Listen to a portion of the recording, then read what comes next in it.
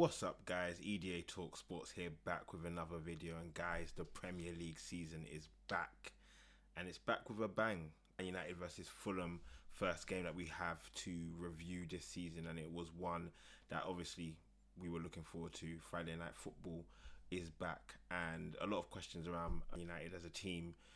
How would they integrate the new signings into their squad? How would they bounce back from last season? Obviously finished on the high with the FA Cup victory, which again you got to give them their kudos for. But during the rest of the season, really poor by their standards, by what their fans would set for them as expectations. And so coming in to the new season with the signings of Zirkzee, with the signings of De Ligt as well, they've made some positive signings as well, made a lot of positive signings. And so how would they integrate? How would they perform? Obviously not everyone was ready, and there was some injuries in their team, and also Fulham have made a couple of changes within their squad as well, notably the signing of Emil Smith-Rowe. So there was a lot to look forward to. As you can see, Man United ran out winners with the last minute goal from Joshua Zirkzee, a signing that I was very impressed with, to be honest with you. Obviously he had his success in Bologna, and he's also described his kind of playing style as kind of like a 9.5, a 9.5. He likes to be outside of the box, creating, getting into the box, finishing, and that's exactly how that goal came about. Picks up the ball in the middle, funnels it over to the wing, to Casemiro to Garnacho, a really quick and smart ball into the box, and there he is with a great finish. And he showed his instinct as a reason why he was called up to the Dutch squad for the Euros, even as a backup. Quality is there, and so he starts off firing in all cylinders. We're going to go through the rest of the stats. Obviously you can see by the momentum that we have from FootMob that Man United were in control of large parts of the game, as you would expect at home, first game of the season. They should be. Surprisingly, Fulham had a lot of pockets of space, of control during the game, which you probably wouldn't have suspected them to have, to be honest with you. They were always there. They didn't look outclassed during the game. Man United should have probably put the game away a lot sooner, but they weren't taking their chances and they weren't clinical, and that's probably something that they saw last season as well. Looking at the expected goals, 2.51 in comparison to 0.42. Fulham were in the game, they just weren't dangerous. Adama was one of their biggest threats, and that kind of died out quite early on in the game.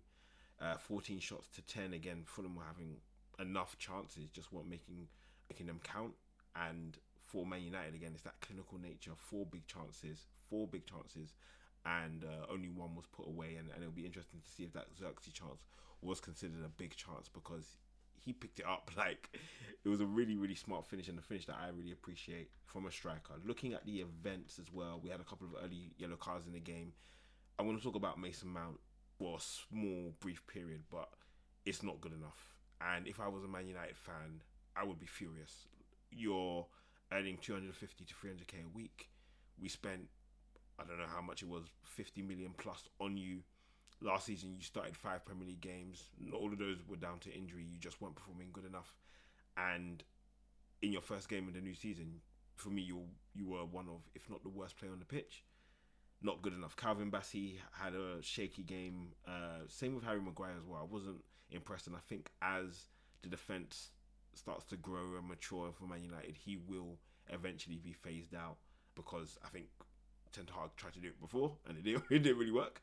So he's probably going to try again now that he's got the personnel and the players in place to make that change.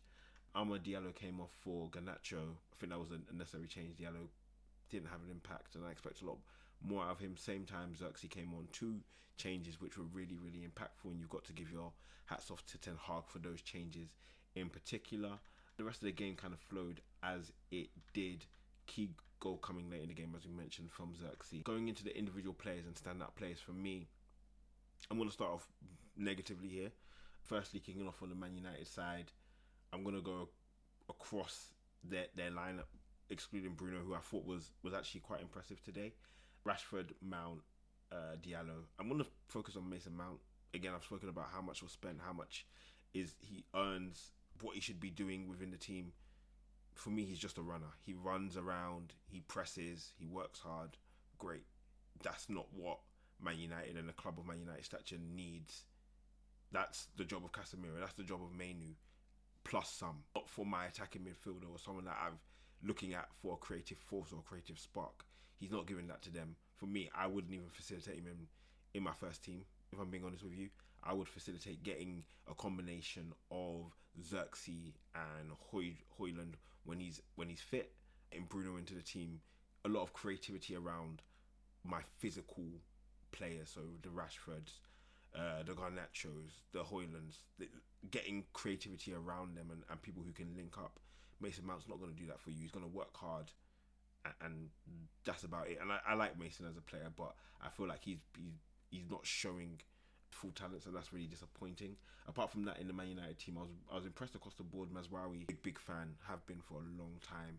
He's coming playing out, like, not out of position. He did play right back, but supporting a new team with his play, very, very impressive.